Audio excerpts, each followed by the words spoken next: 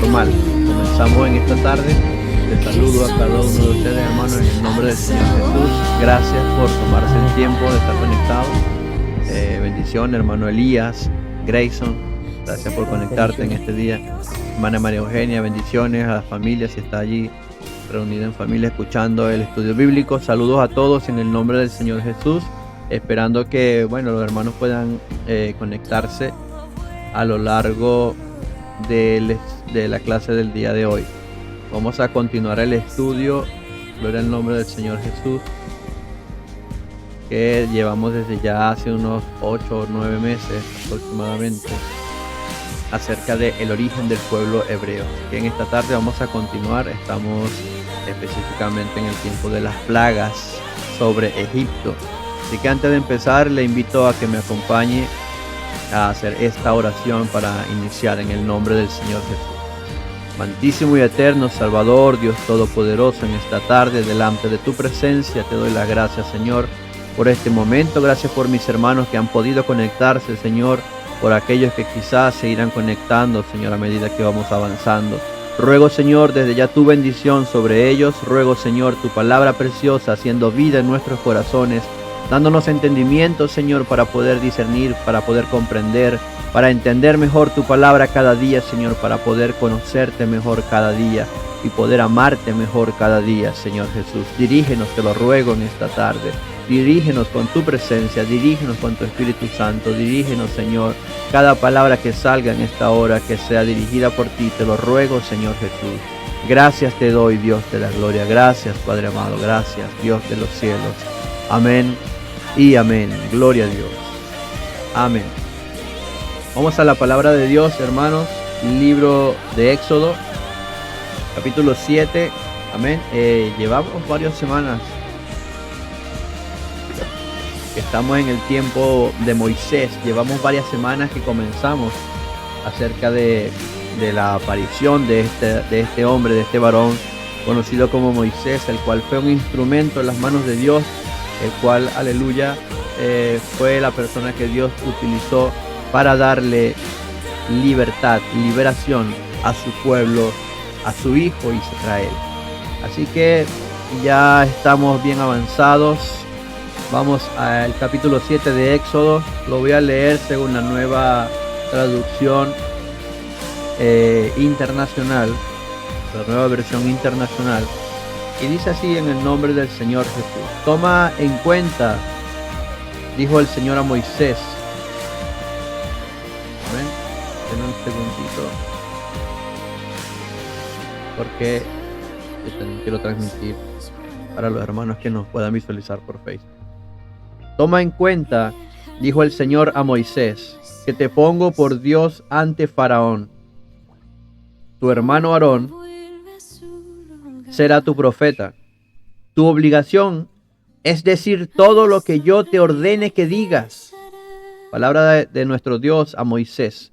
Tu hermano Aarón, por su parte, pedirá al Faraón que deje salir de su país a los israelitas. Yo endureceré el corazón del Faraón, y aunque haré muchas señales milagrosas y prodigios en Egipto, él no les hará caso. Entonces descargaré mi poder sobre Egipto.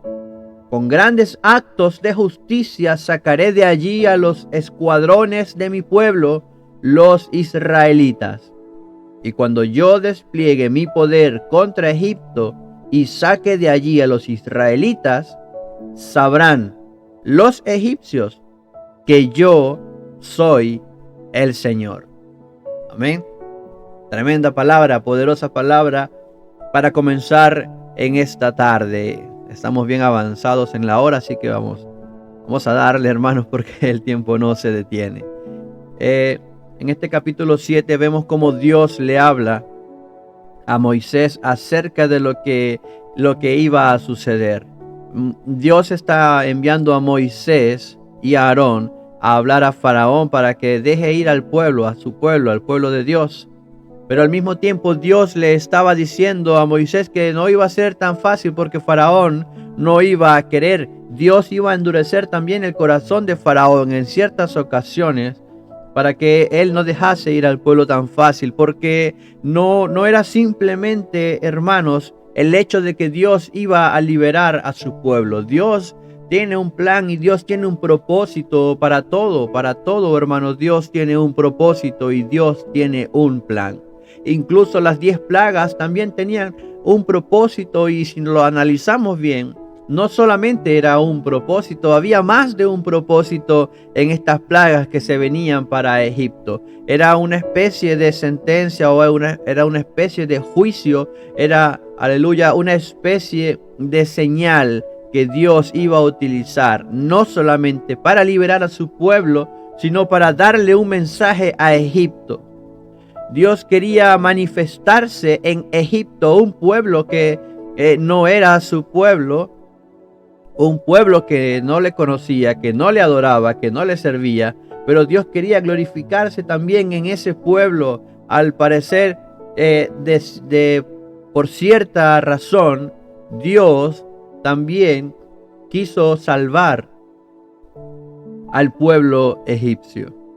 Dios quiso también salvar, y de hecho muchos egipcios salieron, aleluya, con Moisés cuando salen de allí de Egipto hacia el desierto. Muchos egipcios se fueron con ellos porque vieron las señales, porque vieron la gloria de Dios, porque vieron el poder de Dios. Y Dios estaba o iba a utilizar estas plagas. Cada una de estas plagas que se venían no eran al azar, no eran casualidad, no era, no sé, se me ocurre enviar piojos o se me ocurre enviar ranas, no, sino que cada plaga, hermanos y hermanas, cada plaga tenía, aleluya, una forma de desmantelar, una manera de desarmar metódicamente, paso por paso, estratégicamente, todo lo que era la estructura religiosa de Egipto. Y además era una demostración increíble del poder de Dios sobre toda la creación. A través de estas plagas, Dios no solamente iba a liberar a su pueblo, sino que iba a desbaratar todas las creencias idólatras de un pueblo conocido como Egipto. Dios iba a desmantelar, a desarmar todas sus creencias religiosas, toda su estructura religiosa.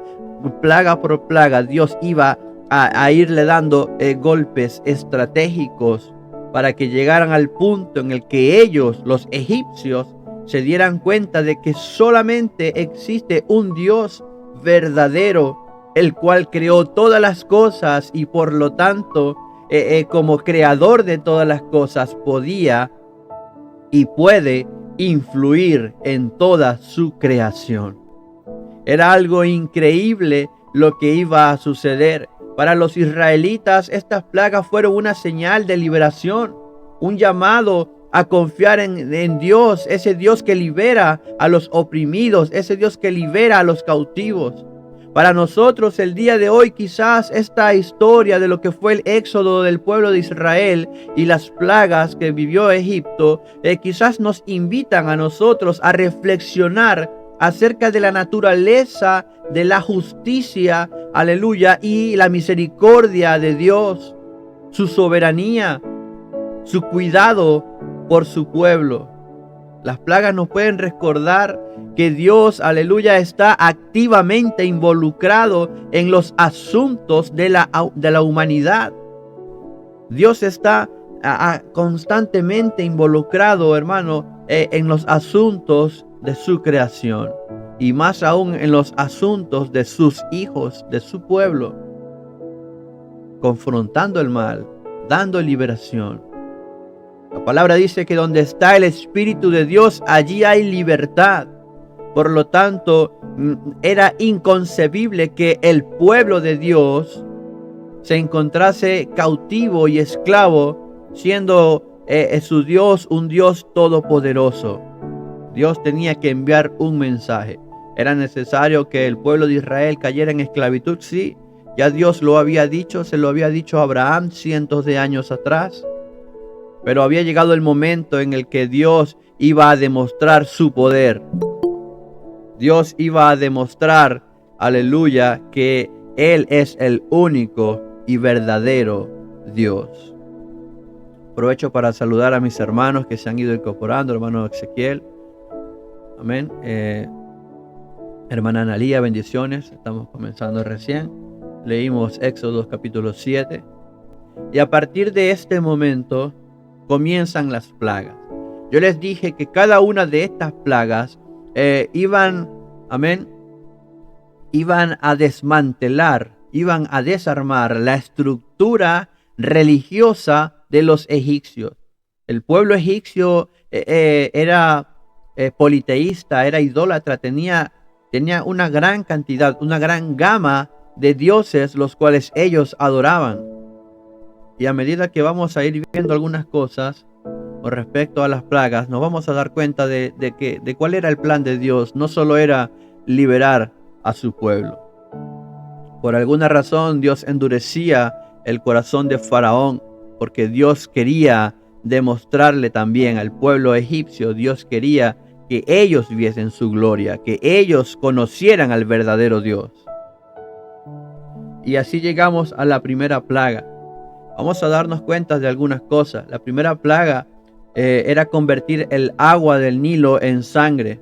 La semana pasada hablábamos de algunas explicaciones científicas y concluimos diciendo que por mucho que el hombre quiera explicar y científicamente tratar de darle forma a esto, la palabra fue tajante y fue clara cuando dijo, por ejemplo, que el agua fue convertida en sangre.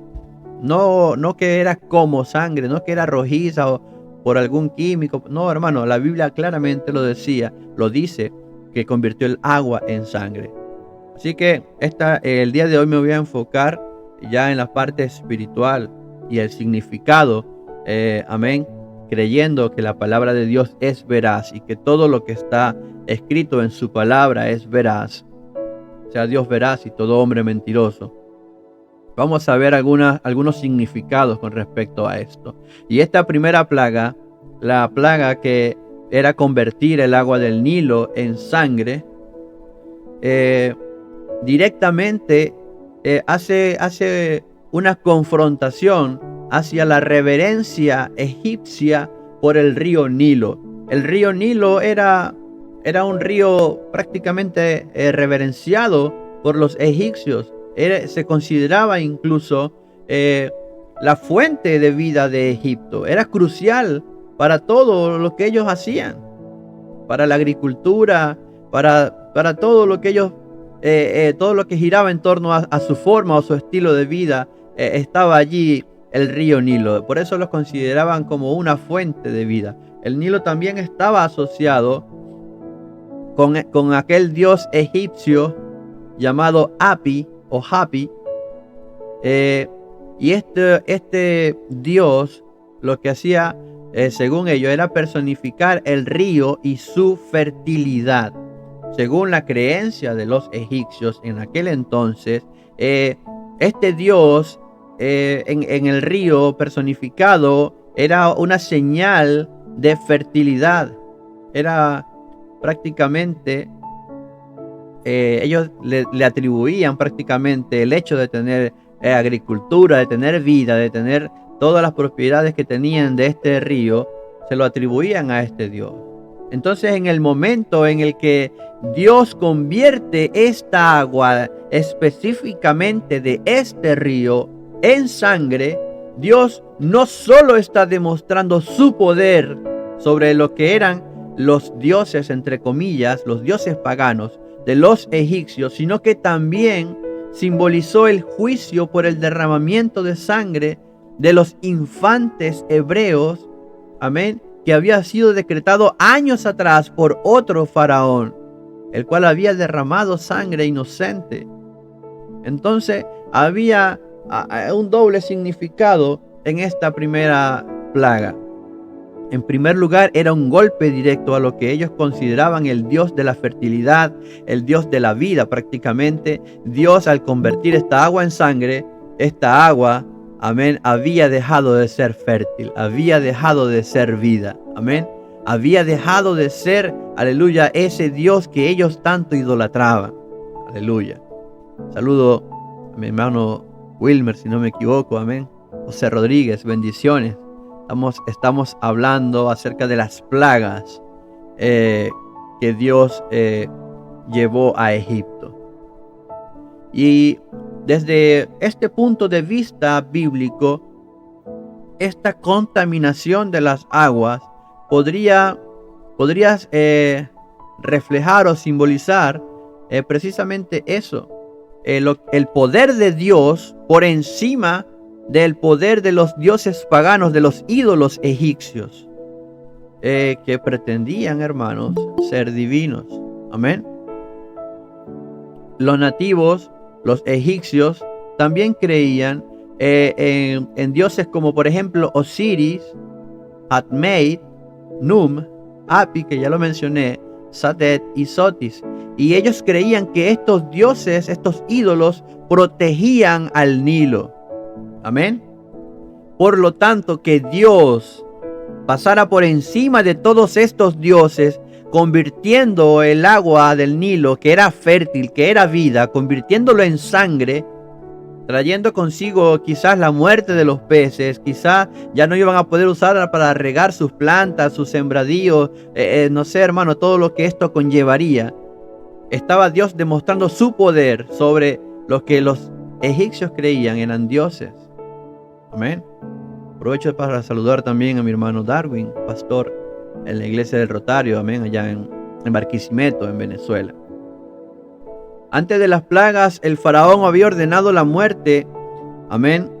No este faraón, el que estaba antes, había ordenado la muerte, aleluya, de estos niños, de los hebreos menores de 2 años. Y muchos de ellos fueron arrojados, fueron ahogados en el Nilo. Si usted recuerda lo que nosotros leíamos semanas atrás, la orden era esa, arrojarlos al Nilo.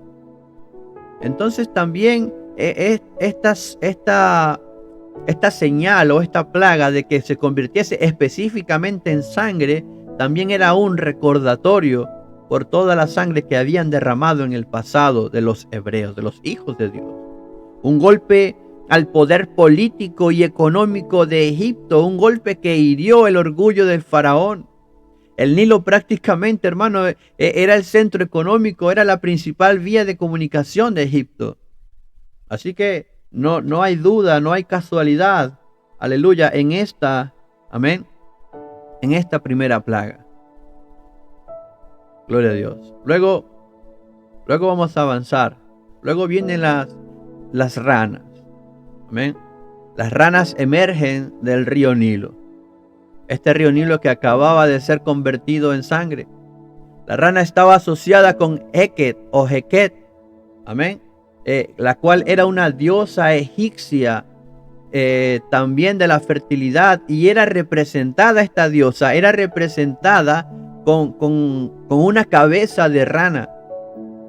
Lamentablemente no pude traerles, no alcancé a traerles las imágenes de todos estos dioses, pero en cierta forma también nos iba a llevar más tiempo. Pero la cabeza de esta diosa era representada como la cabeza de una rana. Así que en cierta forma la proliferación de las ranas, por lo tanto, sería como una especie de burla del supuesto poder de esta diosa Heket. Esta plaga demuestra una vez más que Dios puede manipular los símbolos de lo que se consideraban símbolos de la adoración egipcia y convertirlos en una fuerte molestia e incomodidad.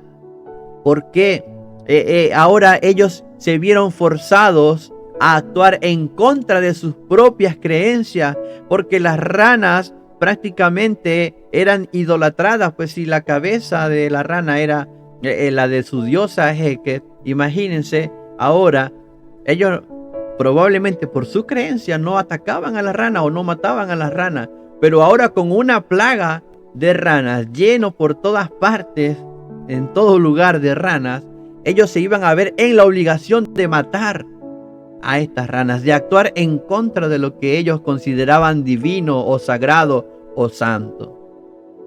Esta plaga de las ranas simbolizaría entonces, hermanos, nada más y nada menos que el quiebre de lo que era este sistema normativo religioso de los egipcios. Otra vez, un golpe a la economía agrícola del reino. En primer lugar, como les estoy diciendo, las ranas eran consideradas sagradas y por lo tanto no las podían exterminar.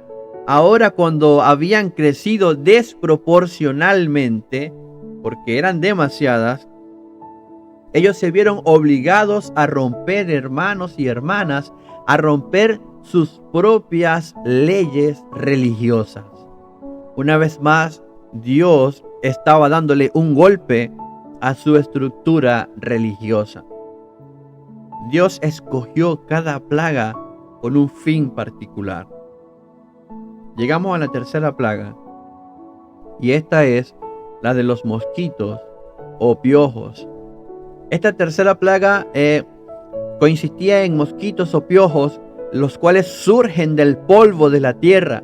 Y pudiéramos decir entonces que este ataque iba directo al dios egipcio conocido como Geb o Geb.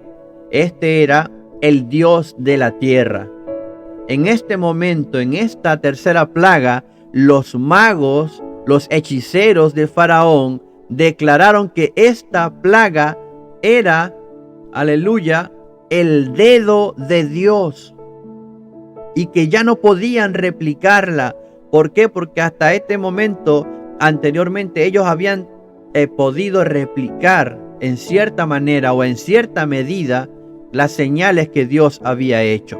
Pero llegan a este punto en el que ya no pueden, dicen, no, ya esto es el dedo de Dios. Los mismos magos, hechiceros, sacerdotes egipcios le declararon a Faraón de que ya no podían replicar esto. Y aquí se destaca la fuente sobrenatural de estas aflicciones y las limitaciones que tenían los hechiceros egipcios. El adversario puede tratar de imitar a Dios. El adversario puede tratar de simular, de pretender, de imitar, hermanos, pero como lo dice la Biblia, desde el principio él ha sido mentiroso y todo lo que habla es mentira. Lo que hemos estudiado en la Biblia, entendemos lo que va a suceder en el tiempo de la gran tribulación. Se habla del anticristo, se habla de un falso profeta, se habla de una señal, de una especie de resurrección, como lo hizo Jesús, pero todo eso es mentira, todo eso es una imitación, una mala imitación. Y en este momento los hechiceros que habían podido hacer una terrible y mala imitación, pero imitación al fin y señal en cierta medida, habían llegado a su límite. Ya no podían.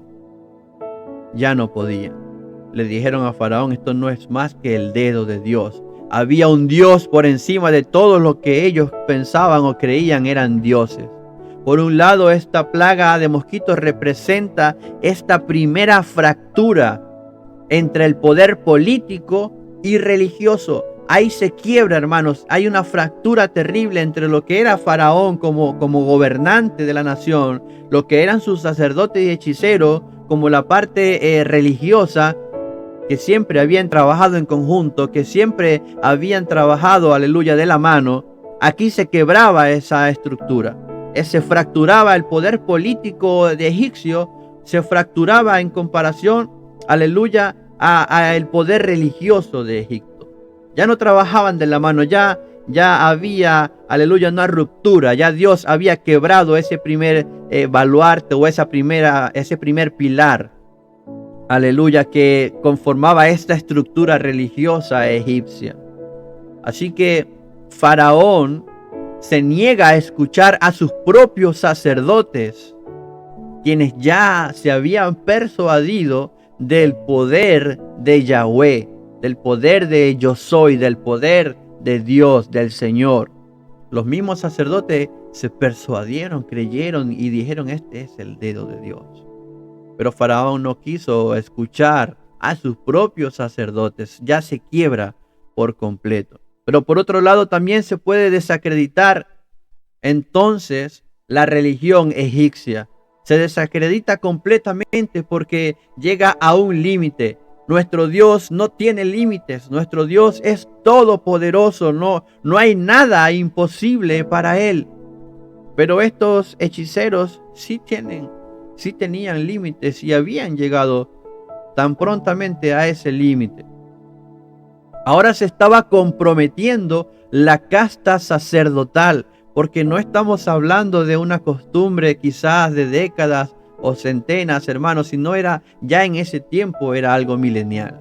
Ya en ese tiempo una casta sacerdotal era algo que venía, un linaje que venía y algo que iba a ser heredado incluso desde años y años atrás, e iba a ser heredado también a los siguientes sacerdotes. Pero con esto que estaba sucediendo, amén, con esta plaga que ellos mismos no pudieron contenerla y decir esto no es más que el dedo de Dios, ya se estaba desacreditando por completo esta religión egipcia, hermanos. Se quedó sin base. Se inhabilitó, ya no podía cumplir sus funciones como lo hacían anteriormente. Ahora estaban en un estado de impureza. Ya ellos no podían hacer señales, no podían hacer prodigios. Ya habían llegado a su límite. Quedó completamente desacreditada la religión egipcia. Y otra vez, como ya lo había dicho, afecta también a lo que era su ídolo Heb o Geb. Este ídolo que en cierta forma habla de la abundancia. Este ídolo que protegía y se encargaba, tenía el control de los animales silvestres, entre ellos los insectos. Amén. Ya, hermano, había sido pasado por encima. Había sido sobrepasado por el poder del Dios Altísimo. Vamos a seguir avanzando. Hermanos, si en cualquier momento ustedes quieren aportar, quieren comentar algo, pueden solicitar el derecho de palabra, como ya ustedes lo saben. Amén. O pueden escribir también un texto por allí. Yo lo voy a estar leyendo y vamos a estar compartiendo. Amén. La palabra. Gloria a Dios. Asimismo, estamos transmitiendo por Facebook, por la cuenta de la iglesia. Si alguien por allí quisiera compartir el enlace para los hermanos que de pronto puedan verlo quizás en otro momento, también está por allí, amén, a disposición. La cuarta plaga sería entonces la plaga de las moscas o la plaga de los tábanos. La plaga de las moscas. Las moscas pudiera ser, como a menudo se ve, como a menudo se conoce, un símbolo de podredumbre y decadencia. Las moscas no representan nada bueno. Las moscas aparecen cuando hay algo podrido, cuando hay algo que está en descomposición. Allí es cuando aparecen las moscas. Y las moscas infestaron a Egipto. Era una forma de decir, mira, tu nación está podrida. Tu nación está en decadencia. Porque se infestó la tierra de Egipto, pero la tierra de Gosén, amén, la tierra de Gosén, que era donde vivían los israelitas, recordemos, lo dijimos semanas atrás, Gosén era donde estaban los hebreos allí, esa tierra que compró José, esa tierra que aquel faraón le dio a José para Jacob, su padre, para sus hermanos, donde se multiplicaron y multiplicaron y multiplicaron los israelitas. Esa tierra donde estaban los hebreos no se vio afectada por estas moscas. En otras palabras, el mensaje era claro: ustedes los egipcios están podridos, están en decadencia. Esta distinción enfatiza que Dios efectivamente era el protector de su pueblo, porque si a los hebreos no les afectó esto, es porque el verdadero Dios sí podía protegerlos. En cambio, los dioses paganos no podían protegerles. Y era una afrenta directa contra esta deidad conocida como Dua-Ur, la cual era la encargada, según las creencias egipcias, ella era la encargada de purificar el rostro del faraón. Esta deidad, esta diosa egipcia, se encargaba de purificar el rostro del faraón, pero ahora el rostro del faraón estaba lleno de moscas. Estaba representando podredumbre, decadencia. ¿Dónde estaba esta deidad? egipcia para proteger el rostro de Faraón. Esta plaga de las moscas era una afrenta directa y hacía una distinción clara para Egipto. Le estaba diciendo: el verdadero Dios sí puede proteger a su pueblo, pero los dioses que ustedes tienen no los pueden proteger. Amén. Aprovecho para saludar a los hermanos que han estado ingresando. Bendiciones, hermanos y hermanas. Que el Señor Jesús les bendiga. Yarela, bienvenida. Hermano David, bienvenido. Amén. Aquí estamos entrando en calor. A propósito del calor estos días, sobre todo ayer estuvo bueno el calorcito. Me sentía como en casa. Amén. Vamos a avanzar. La quinta plaga, la muerte del ganado. La muerte del ganado. Evidentemente la muerte del ganado, en primer lugar, pues iba también a ser un golpe directo para la economía egipcia, ya que tenía que ver con su economía directamente. Con su ganado lo usaban para muchos propósitos, hermanos, y directamente esta plaga apunta hacia el ganado de los egipcios. Esta plaga está asociado también, hermanos, Dios es grande y maravilloso. Dios tiene un propósito en todo lo que hace. Nada es al azar, nada es casualidad. Estas plagas fueron específicamente seleccionadas por Dios por un propósito, cada una de ellas. Esta plaga estaba asociada directamente a estos dioses egipcios que estaban relacionados con la vida animal. Se habla, por ejemplo, de Hathor o Hathor, la cual era una diosa vaca,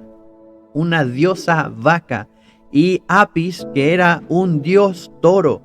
Esto, hermanos, eran dioses egipcios según sus costumbres, según sus creencias, según su estructura religiosa. Imagínense tener como una diosa a una vaca y como un dios a un toro, y que de pronto de la nada comience a morir todo el ganado, hermanos. Esto resalta nuevamente el dominio de Dios sobre la riqueza, sobre los recursos, sobre los seres vivientes, y contrasta, hermanos, directamente la impotencia de las deidades egipcias, porque simplemente no tenían el poder para contrarrestar esta plaga. No podían protegerle porque simplemente no existían, hermano. Eran ídolos, eran dioses paganos creados por la imaginación del hombre, tal vez. No eran reales. Dios le estaba diciendo de distintas maneras y señalándole uno a uno sus dioses, sus deidades, sus ídolos. Les estaba diciendo uno a uno que no eran reales, que no tenían poder, que no podían protegerle. La peste del ganado puede representar, quizás por otro lado, hermanos, aleluya, este golpe a la seguridad que ellos tenían económicamente hablando. En aquel entonces, una nación tan grande, tan próspera, tan futurista, tan avanzada para su época. También señalaría la caída de sus dioses, como el que le mencioné, Hathor, como Apis. Y esto, hermanos, simplemente Dios estaba acabando con cada uno de sus dioses paganos. Luego vendrían las úlceras. Las cenizas se convirtieron en úlceras supurantes, en hombres y bestias. Las úlceras. Esta plaga quizás pudo haber sido una afrenta para una deidad conocida como Sekhmet, la diosa de la curación, o también a esta deidad conocida como Imhotep, que era el dios de la medicina. Ni la diosa de la curación, ni el dios de la medicina pudieron quitarle estas úlceras al pueblo egipcio. Mostró que Dios amén, podía afligir así como sanar.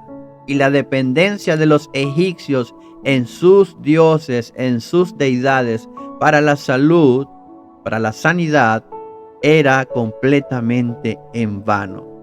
Eso era lo que Dios les estaba mostrando. Pero también se podrían interpretar de otra forma. Algunos hablan de otra interpretación para las úlceras. ¿Por qué? Porque estas llagas o estas heridas o estas úlceras que tenían los egipcios, algunos lo interpretan como una especie de castigo hacia los egipcios porque ellos le prohibieron el descanso a los hebreos. Recordemos cuando Moisés llega y le dice a Faraón que deje salir al pueblo de Dios para celebrarle fiesta solemne en el desierto. La Biblia dice que Faraón lo que hizo fue aumentarle. En Éxodo 5, si no me equivoco, lo que hace es aumentarle la carga y no les deja descansar. No tenían días de descanso. Algunos estudios señalan de que en esta época, en estos tiempos, habían quizás para los esclavos tiempos de descanso, no sé, hermano, como feriados, por ejemplo, esos feriados irrenunciables que hay, donde, o no sé, una vez al año o 2 veces al año, dependiendo de los de los feriados, dependiendo de ello, aleluya, iban a tener descanso. Según algunos estudios, en estos tiempos, pues prácticamente no tenían descanso. Prácticamente, hermanos, ellos no podían descansar. Tenían tanto trabajo, tenían tanta carga que no podían descansar. Incluso algunos hasta exageran, amén, exageran un poco esto de que no tenían descanso y dicen de que ni siquiera se podían rascar. Imagínense, hermanos, tener tanto trabajo que uno apenas se detiene un momento, no sé, para rascarse o para, no sé, para quitarse el sudor de la frente y ya tiene un latigazo encima. Y ya tienes un golpe allí diciéndote que no te puedes parar, que tienes que trabajar, que no debe haber interrupciones en tu trabajo. Y esta prohibición por parte de los egipcios para los hebreos respecto al trabajo, algunos dicen que esta úlcera era para eso, era para castigar a los egipcios. ¿Por qué, hermano? Porque también se habla de que los egipcios obligaban a sus esclavos a prepararles el baño con agua caliente. Y esto representaba mucho trabajo también. Ahora, mientras ellos estaban con estas úlceras, los egipcios sufrían de una terrible picazón. Y por esto quizás hasta dejarían de tomar baños por cierto tiempo. Por esa razón se dice que esta plaga de úlceras también pudo haber sido una especie de castigo. Es una interpretación que dan también algunos, digámoslo así, estudiosos de las plagas. Amén. Vamos a ir avanzando, llegamos a la 7ª plaga. Y acá estamos específicamente en Éxodo capítulo 9, versículo 13 al 35.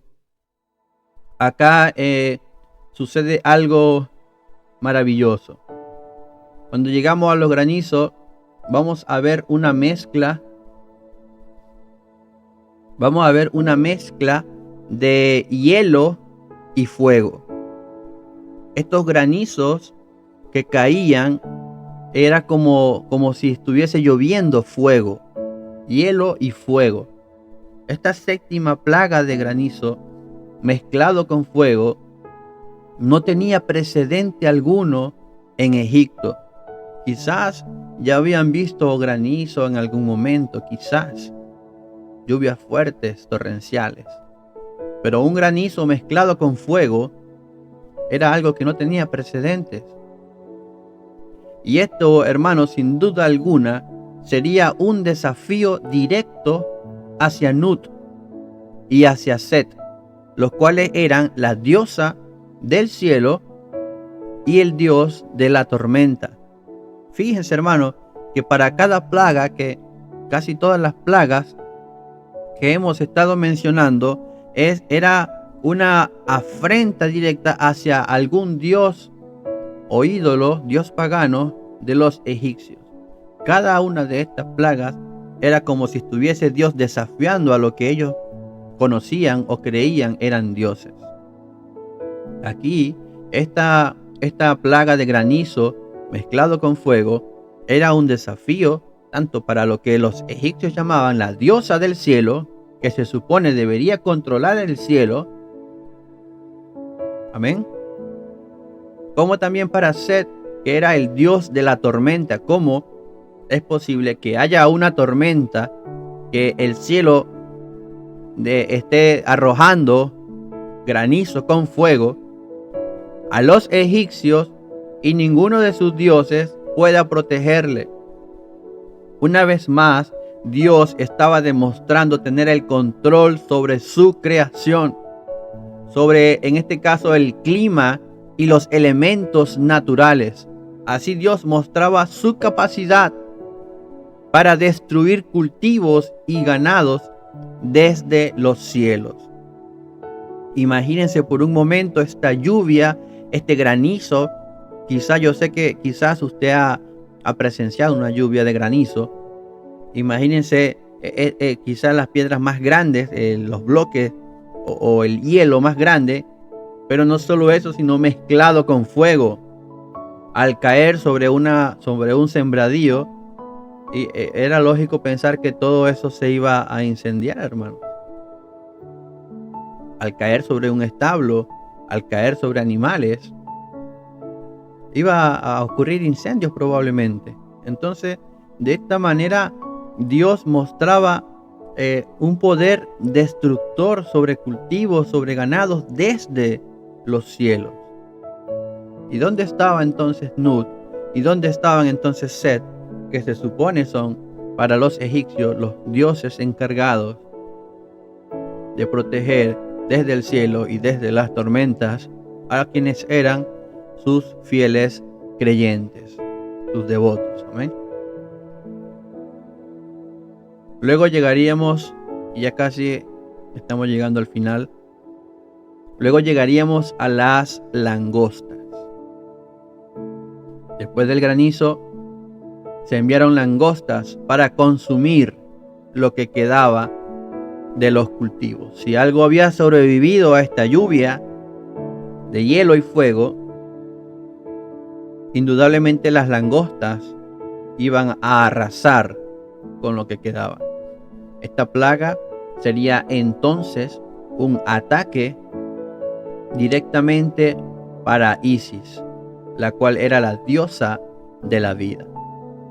Y se enfatiza quizás la total vulnerabilidad, hermanos y hermanas, de la agricultura, de la tierra, de los egipcios, a la voluntad de Dios. Una vez más quedaba demostrado que el pueblo egipcio era totalmente vulnerable a la voluntad de Dios, y que si Dios decidía acabar con toda la siembra, lo iba a hacer. Si Dios decidía acabar con todo el ganado, lo iba a hacer. Ellos eran totalmente vulnerables al poder de Dios, y ninguno de sus dioses paganos iba a poder defenderles. La plaga de las langostas quizás representa el quiebre económico final de Faraón.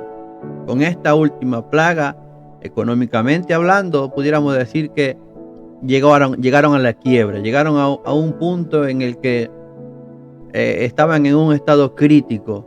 La situación económica de Egipto estaba en un punto crítico. Por lo tanto, este faraón, que era el gobernante, que era el líder, que era quien los dirigía, quedaba mal. lo que hacía que su pueblo se levantara contra él. Había una división ahora interna entre el faraón y su propio pueblo. ¿Por qué? Porque incluso el pueblo egipcio le pedía a Faraón que dejara marchar a los hebreos. Incluso el mismo pueblo egipcio. En un principio los sacerdotes le dijeron a Faraón: oye, nosotros no podemos con este poder. Amén. Los israelitas despojaron a Egipto. Eso es cierto, hermano Darwin, pero eso lo vamos a ver quizás ya en el momento en el que salen de allí. Vamos a enfatizar algunos de esos aspectos, pero sí, efectivamente, eso va a suceder más adelante. En este momento, la economía estaba en un quiebre total. El pueblo se había dividido de su faraón, de su gobernante, porque ellos le habían dicho, le habían pedido que ya dejara ir a los hebreos porque ya no soportaban más. Y una vez más, Dios estaba demostrando el control que tenía sobre la prosperidad y sobre la hambruna. Como aquella persona que acumuló y acumuló riquezas y dinero, y cuando vio que tenía bastante, dijo: ahora sí, alma mía, te puedes gozar.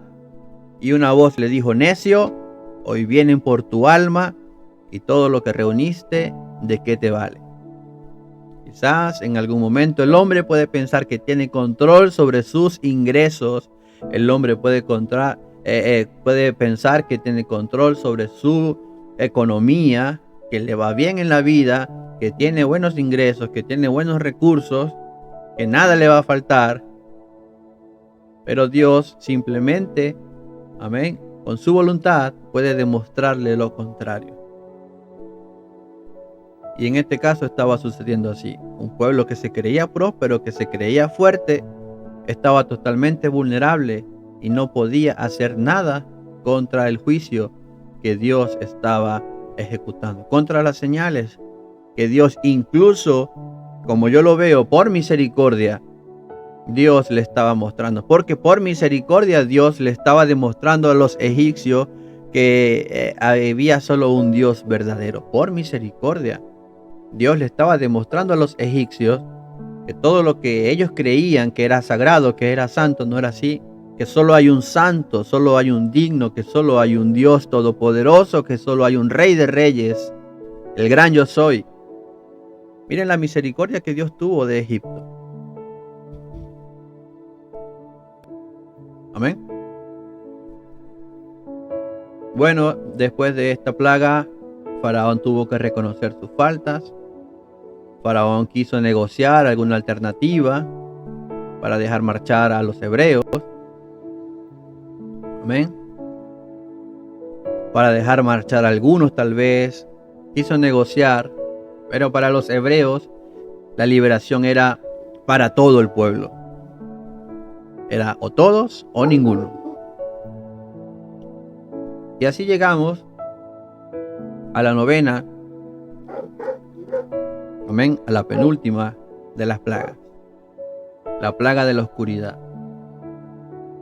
La plaga de la oscuridad, hermanos, indudablemente podría ser, amén, una clara señal, amén, de lo que es la luz y la oscuridad. La plaga de las tinieblas, la plaga de la oscuridad, claramente podría enmarcar, podría hacer una distinción clara entre lo que es la oscuridad, las tinieblas y la luz. La Biblia nos habla claramente acerca de la luz. Nos habla de la luz verdadera. Nos habla de la luz que alumbra al hombre. La luz que trae vida. En él estaba la luz y la luz era la vida de los hombres. Amén. La luz siempre va a vencer sobre las tinieblas. Las tinieblas no pueden prevalecer. Siempre tienen que huir ante el más mínimo destello de luz.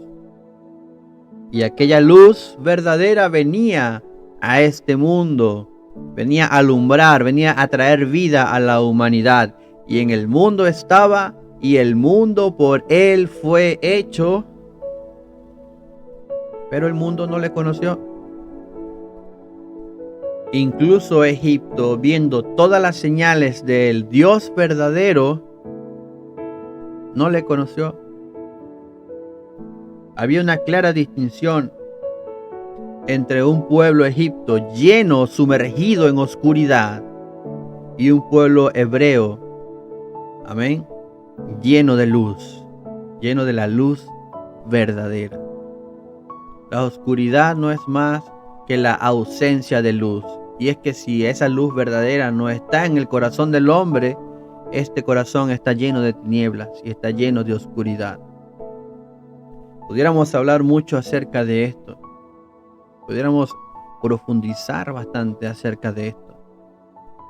Pero vamos a brevemente a dar una pequeña pincelada. Esta oscuridad, esta plaga de las tinieblas, pudiera sentirse como una manifestación profunda del poder de Dios, amén, sobre el Dios con D minúscula, el Dios pagano, el Dios Sol, conocido por los egipcios como Ra. Ra era uno de los más importantes y poderosos de los dioses egipcios. Uno de los más poderosos e importantes dioses egipcios. Era conocido como Ra, el dios Sol. Y ahora claramente había un dios más poderoso que este dios Sol, que había logrado opacarlo, que había logrado llevarlo a la oscuridad. Esta plaga simbolizó la oscuridad espiritual en la que se encontraba Egipto debido a su idolatría y a su opresión hacia el pueblo de Dios. Esta plaga de las tinieblas, de la oscuridad, era la situación espiritual en la que estaba Egipto por causa de la idolatría. Estaba inmersa, estaba sumergida en la oscuridad. Y se resiste a la voz de Dios.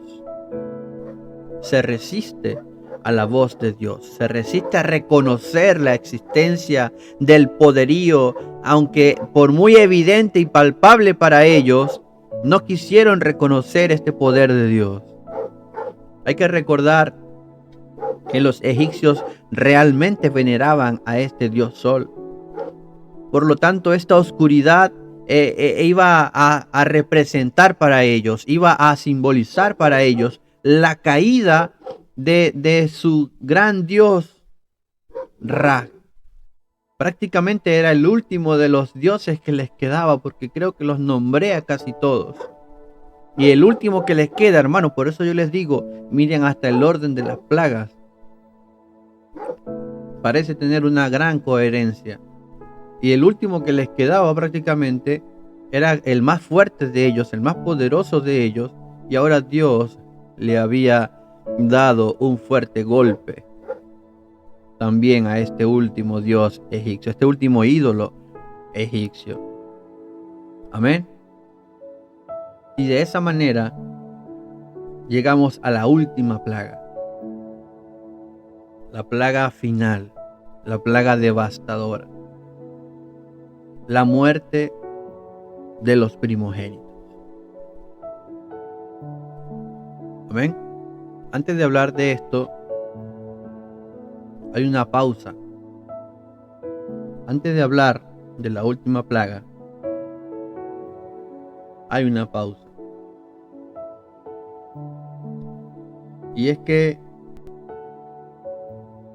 antes de que se manifieste esta plaga,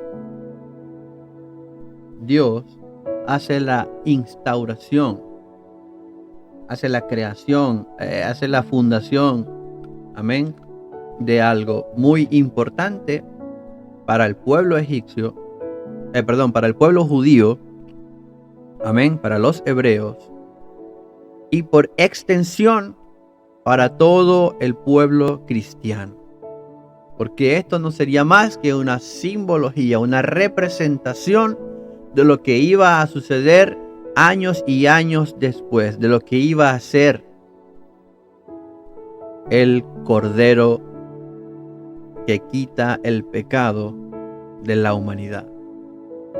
Antes de llegar a la última plaga, se instaura, Dios directamente hace la instauración de lo que se conoce como la Pascua. Amén. Éxodo capítulo 11 se anuncia la muerte de los primogénitos. Amén. Y Éxodo capítulo 12, antes de que se ejecute esta última plaga, se habla acerca de la Pascua.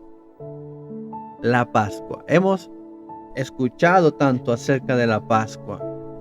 Hemos oído, hemos visto, incluso hasta se celebra en cierta forma la Pascua. Incluso hay distinciones entre la Pascua judía y la Pascua cristiana. Amén. Incluso, no sé, algunas personas escuchan la palabra Pascua y a su mente viene un conejo. No me preguntes qué tiene que ver. Y este conejo viene con huevos, entonces tampoco me pregunte qué tiene que ver una cosa con la otra, hermanos. Quizás tendríamos que entrar en otro debate más profundo tal vez. Pero vamos a lo que nos llama el día de hoy. Aquí se instaura la Pascua. Y esta palabra Pascua en latín sería algo así como Pascha o Pascha. En griego sería como Pasha. En hebreo sería como Pesach o Pesach en español con J al final, Pesach. Amén. Esta palabra, cuando se analiza desde su origen en hebreo, ya no lo voy a decir más porque me siento mal, hermano, pronunciando tan terriblemente esta palabra, pero yo sé que usted me entiende. Amén. Esta palabra, su origen en hebreo, viene a significar algo así como pasar por encima o saltar. Y usted dirá, ¿por qué entonces Pascua? ¿Por qué pasar por encima? ¿Por qué saltar? ¿De dónde viene o a qué se debe este nombre? Eso es lo que significa Pascua. Saltar o pasar por encima o pasar de largo. Eso es lo que significa la palabra Pascua. Y entonces ahora vamos a entender por qué este nombre. Aunque yo sé que ya usted sacó la cuenta, ya llegó a la conclusión y ya se lo imagina. O simplemente ya usted lo sabía. Pero aún así lo vamos a hablar nuevamente. Dios instaura la Pascua justo antes de la plaga de la muerte de los primogénitos. Esta última plaga iba a ser tan importante que Dios le dice a los judíos: a partir de ahora, a partir de este momento, ustedes van a reiniciar su calendario. No sé si ustedes estaban a mitad de año, si estaban en agosto o en abril o qué sé yo. Ya olvídense de eso. Ahora va a ser el primer mes. Este va a ser el primer mes para ustedes, para los judíos. Desde ahora hay un reinicio. Se está marcando un antes y un después. Amén. Era tan importante lo que Dios iba a hacer que les estaba diciendo a su pueblo: a partir de ahora es que comienza. Vamos a reiniciar el calendario. Este para ustedes va a ser el primer mes. Y en el 10º día de este primer mes ustedes van a escoger un cordero. Este cordero tiene que tener 1 año, tiene que ser perfecto, puede ser de oveja, puede ser de cabra. Tiene que ser perfecto. Y al 4º día van a inmolar este cordero. Van a sacrificar este cordero. Y todo esto era una simbología. Este término de Pascua se refiere específicamente a la acción de Dios al pasar por encima de las casas de los israelitas durante la ejecución de la 10ª y última plaga, la muerte de los primogénitos. Porque con la sangre de este cordero que ellos iban a sacrificar, tenían que pintar los dinteles de sus casas. Y cuando viniese la muerte pasando y vea el dintel de la casa y vea la sangre del cordero, esta iba a pasar de largo. Iba a asaltar esa casa. No iba a entrar allí, iba a pasar de largo. Por eso el nombre Pascua. De allí entonces el significado, el por qué se utiliza esta palabra pasar por encima o pasar por alto o pasar de largo o simplemente saltar. Dios estaba mostrando la forma en la que ellos iban a salvarse, y para obtener vida, para obtener salvación, tenían que sacrificar a un cordero. Todo esto no era más, aleluya, que la preparación anticipada en la absoluta sapiencia, en el pleno conocimiento, en la omnisciencia de Dios, de lo que Él mismo iba a hacer un día cuando Él, el mismo Dios, el Yo Soy, se manifestara en carne para poder derramar sangre como este cordero que iba a ser sacrificado para otorgar salvación. Eso era lo que estaba aconteciendo en este momento, y era tan importante que iba a ser una fiesta solemne. Y aún en la actualidad el pueblo judío celebra la Pascua. Y los cristianos entendemos la importancia de lo que es la Pascua. En el contexto quizás cristiano, pudiéramos decir que la Pascua es asociada con la celebración de la resurrección del Señor Jesús, y que ocurre precisamente, hermano, no sé cómo decirlo, da la casualidad de que ocurre precisamente en el tiempo del año de la Pascua judía. Usted va a recordar al Señor Jesús en el momento en el que se estaba celebrando la Pascua. ¿Por qué? Porque ahora Dios estaba diciendo a través de este siervo sufriente: aquí está el Cordero, como lo dijo Juan el Bautista: he aquí el Cordero de Dios que quita el pecado del mundo. Nada sucedía por casualidad. Nada estaba sucediendo por casualidad. Dios estaba mostrando a través de esta fiesta, celebración anticipada que Dios estaba instaurando en ese momento, porque se dice, se sabe, se conoce que el Antiguo Testamento es la sombra del Nuevo Testamento. Lo que estaba sucediendo aquí era una representación anticipada de lo que el Señor Jesús iba a hacer por toda la humanidad. Como lo dije cuando estábamos hablando de Abraham e Isaac, cuando Abraham iba a sacrificar a su hijo, y la pregunta que Isaac le hace a su padre: bueno, aquí está la leña, aquí está el fuego, pero ¿dónde está el cordero? ¿Dónde está el cordero? Y la respuesta a esta pregunta que hizo Isaac, ¿dónde está el cordero?, la respondió Juan el Bautista cuando dijo: he aquí el Cordero de Dios que quita el pecado del hombre. Voy a avanzar un poquito más porque ya me estoy quedando sin tiempo, hermano. Espero que usted esté por allí atento. Espero que me esté escuchando. Amén. Espero que siga todavía por allí despierto, hermano. Gloria a Dios en las alturas.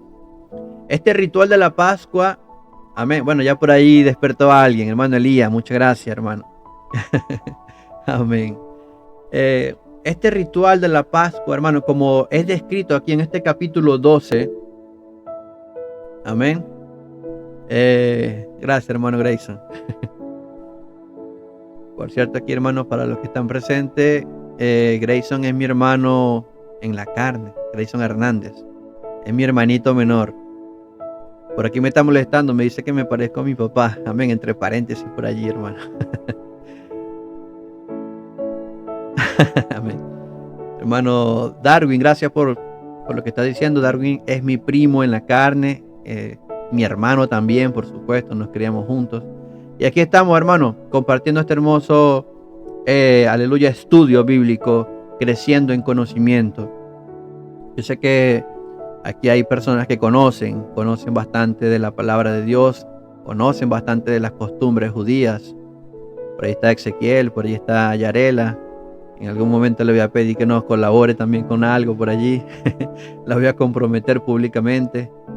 Amén. Y entonces, hermano, este ritual de la Pascua, como está descrito en este capítulo 12, está bien detallado, hermano. Está bien detallado. Dios da instrucciones específicas a Moisés y a Aarón acerca de cómo debía celebrarse la Pascua.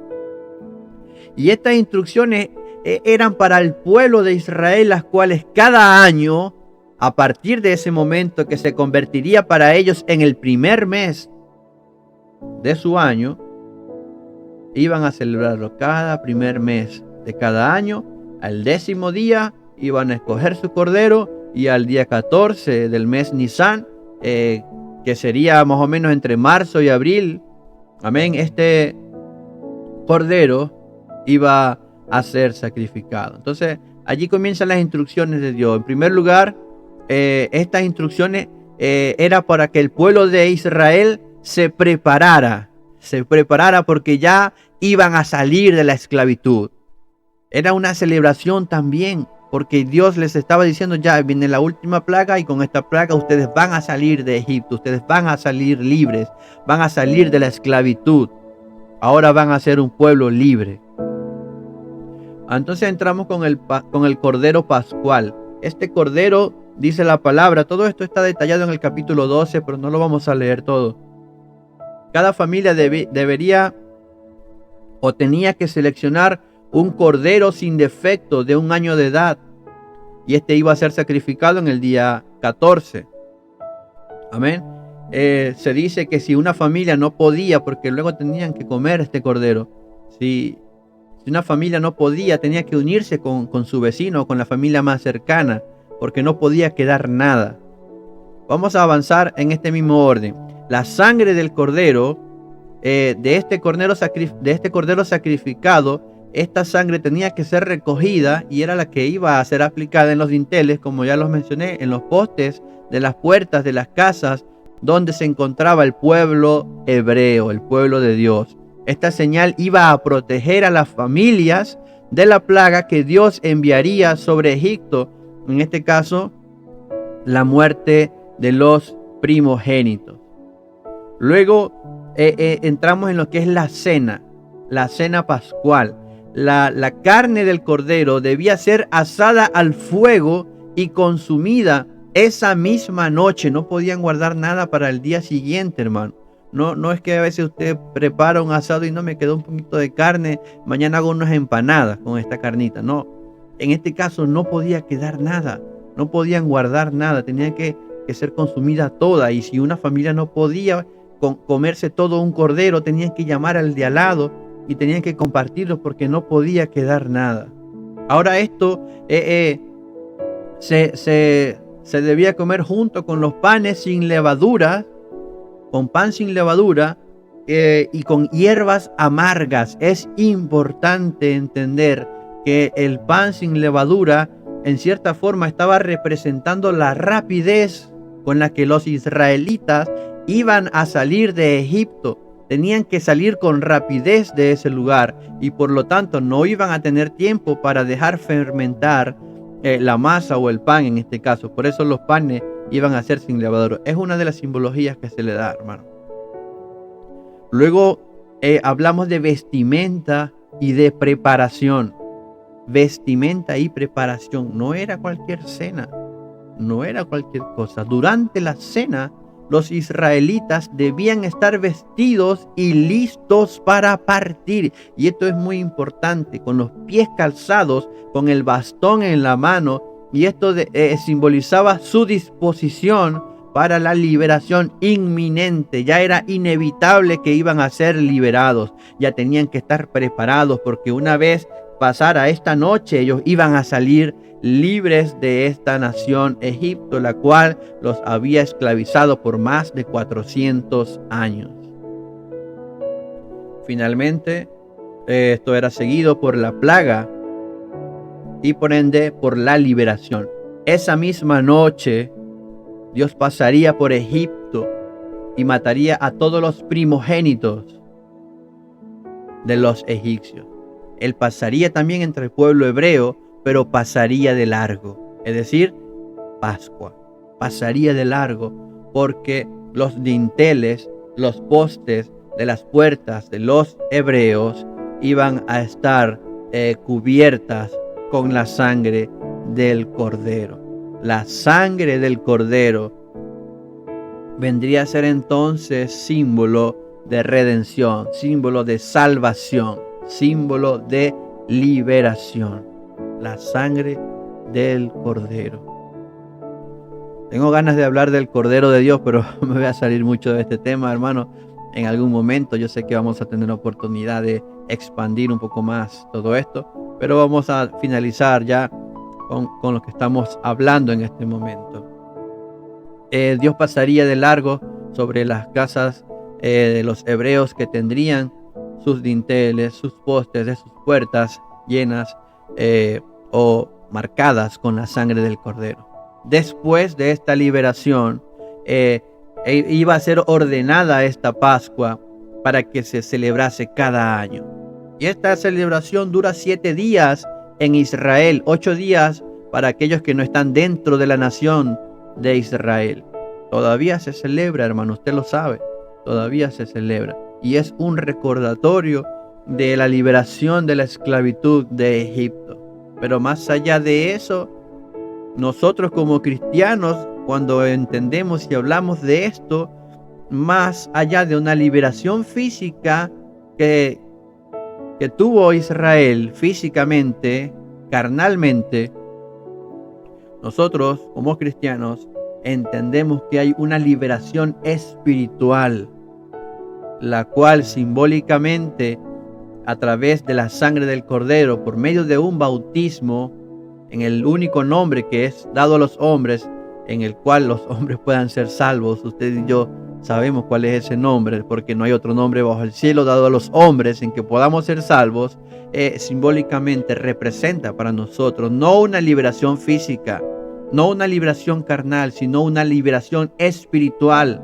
Nuestra alma, que antes era cautiva, como dice la Biblia, todo aquel que practica el pecado es esclavo del pecado, ahora ha sido liberada gracias a la sangre del cordero. A través de un bautismo simboliza esta sangre del cordero, la cual quita la inmundicia del pecado del hombre. Por eso es importante este recordatorio, esta celebración. Y aunque ahorita lo voy a mencionar, ahí está el simbolismo principal. No solamente se conmemora una liberación física, hermanos. Se conmemora una liberación con un profundo significado espiritual. Esto simboliza redención, simboliza protección divina. Y esto debe permanecer en nuestros corazones cada día. Por eso pudiéramos decir que en el contexto cristiano vamos a ver que el Señor Jesús es el Cordero de Dios. Así como en esta Pascua, en esta primera Pascua, se sacrificaba un cordero para posteriormente traer salvación a un hogar, a una familia, asimismo, el sacrificio del Cordero de Dios iba a traer salvación para toda la humanidad. Vamos a ver, yo lo mencioné anteriormente, pero lo vamos a ver específicamente en el capítulo 1, versículo 29 del Evangelio del Señor Jesús, según el apóstol Juan. Cuando Juan el Bautista dice o se refiere al Señor Jesús como el Cordero de Dios. He aquí el Cordero de Dios que quita el pecado del mundo. Pero por si esto fuera poco, en la última cena se celebra durante la Pascua. Allí el Señor Jesús instaura lo que algunos conocemos como la Santa Cena. Haced esto en conmemoración de mí, en memoria de mí. Cuando parte el pan y le dice a sus discípulos, este es mi cuerpo. Cuando entrega el vino y dice, esta es mi sangre derramada, en conmemoración a lo que el Señor Jesús todavía no había hecho, pero ya estaba instaurando. Y esto sucedía precisamente en un tiempo en el que allí en Judea se estaba celebrando precisamente la Pascua. Amén. No era por casualidad, sino porque todo esto estaba establecido en la omnisciencia de Dios. Todo estaba preparado. Todo lo que sucedía en el Antiguo Testamento era una antesala, era una preparación, era, no sé cómo decirlo, una profecía de lo que en algún momento se iba a cumplir. Y cuando se cumplió finalmente en el Señor Jesús, por eso tuvo el impacto que tuvo y que tiene todavía, y todo lo que eso representa para nosotros. El Cordero de Dios que quita el pecado del hombre. Amén. Bueno, hermanos, ya estamos finalizando. Hay mucho que hablar acerca de esto, pero ya estamos finalizando por el día de hoy. Lo hicieron así los hebreos, lo hicieron. Y allí esa noche, entonces, vino la muerte de los primogénitos. La última plaga, la final y la más devastadora. En el capítulo 13, en el mismo capítulo 12 de Éxodo, al final, amén, casi al final, está la muerte de los primogénitos. Versículo 29 en adelante. Aconteció que en la medianoche Jehová hirió a todo primogénito en la tierra de Egipto, desde el primogénito de Faraón que se sentaba sobre su trono, hasta el primogénito del cautivo que estaba en la cárcel, y todo primogénito de los animales.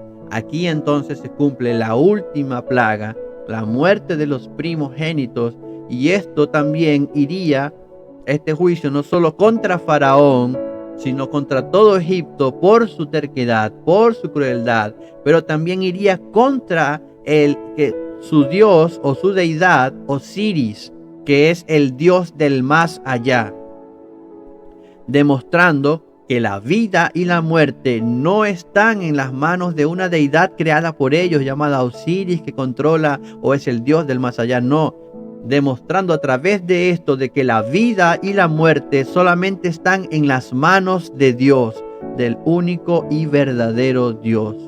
En la antigüedad el hijo primogénito era el más valorado, era el que tenía mayor importancia entre todos sus hermanos. Por eso usted me ve a mí, porque yo soy primogénito. Yo tengo un mayor valor sobre mis hermanos, aprovechando que está Grayson conectado por allí. Amén, no. No, mentira, hermanos, bromeando nomás. En el antiguo tiempo sí era así. El primogénito tenía un gran valor. Era el sucesor del linaje familiar, era el que iba a heredar todas las cosas. Amén.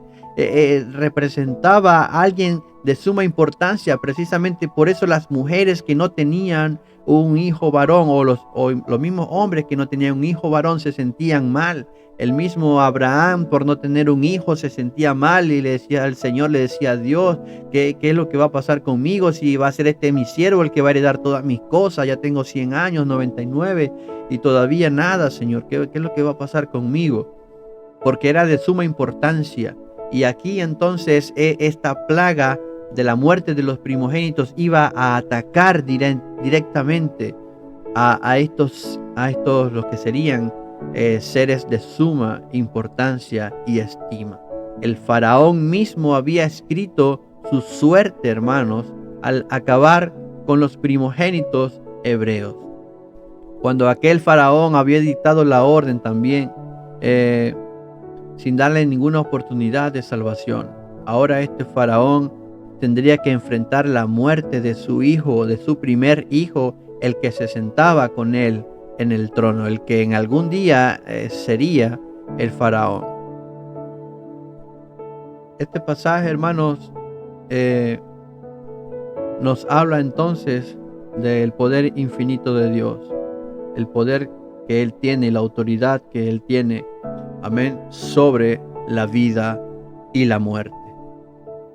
Luego de esto, inevitablemente sale el pueblo de Israel de Egipto, tal como Dios lo había establecido. Pero lo voy a dejar hasta acá, hermanos. Luego, la próxima semana, Dios mediante, vamos a continuar desde este punto donde Israel sale de Egipto, y allí vamos a hablar una de las cosas que mencionaba Darwin con respecto a que iban a despojar a los egipcios. Vamos a hablar de varias cosas y vamos a entrar entonces en esta, lo que sería una gran aventura de 40 años.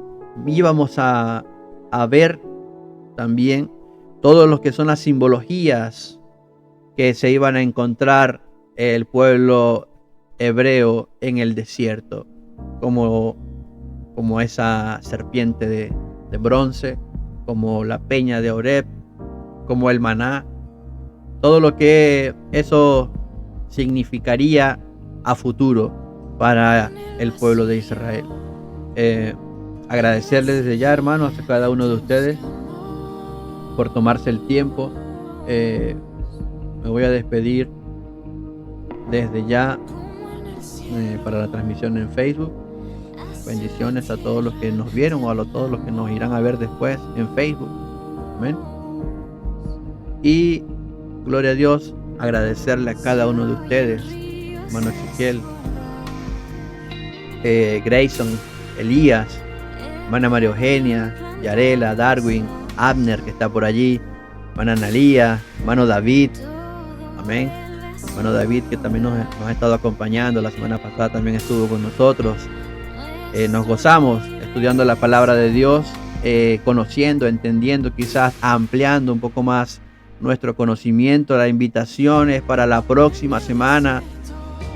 Dios quiera que así sea, podamos continuar avanzando y avanzando, porque en breve estaremos llegando a la tierra prometida. En breve entraremos en el tiempo de los jueces, en el tiempo de los reyes, y esto va a ser así, hermano, hasta que lleguemos al Nuevo Testamento, y seguiremos el estudio hasta que Dios nos permita, siempre y cuando hayan 2 o 3 conectados. Como hoy, vamos a empezar la clase, y gloria a Dios porque todos ustedes pudieron conectarse a medida que estábamos avanzando. Quiero hacer una oración para quedar despedidos. Amén. Sí, exactamente, hermana Analía, mañana en la iglesia, con la ayuda de Dios, a las 7:30 tenemos oración. Quiero hacer una oración para quedar despedidos, para que usted también se lleve la bendición, y junto a sus hogares, junto a sus familias. Acompáñeme a orar en el nombre del Señor Jesús, bendito y eterno Salvador, Dios Todopoderoso. Una vez más delante de ti, Señor, delante de tu presencia, te agradezco tu bondad, te agradezco tu amor, te agradezco tu misericordia, Señor. Te agradezco este hermoso momento, Señor, de compartir tu palabra, de escudriñar, Señor, las escrituras, de ampliar nuestro conocimiento, de ver, Señor, cómo tú te glorificaste, Señor, en tiempos antiguos, y entender a través de tu palabra que tú eres el mismo de ayer y de hoy y de siempre, que así como te glorificaste en el pasado, también te puedes glorificar en este tiempo, y te has glorificado en nuestras vidas, Señor. Gracias te doy por cada hermano que pudo conectarse. Ruego que seas tú derramando de tu bendición sobre cada uno de ellos, sobre sus hogares representados, Señor, por cada uno de los que están conectados, Señor, por sus familias también. Derrama de tu bendición sobre ellos, guárdales y líbrales de todo mal. Despídenos en paz en esta hora. Gracias te doy, Dios Todopoderoso. A ti sea toda la gloria y a ti sea toda la honra por siempre y siempre. Amén y amén. Somos despedidos, hermanos. Si alguien quiere activar su cámara, su micrófono y despedirse, muchas bendiciones y muy buenas noches a todos y cada uno de ustedes. Bendiciones para todos.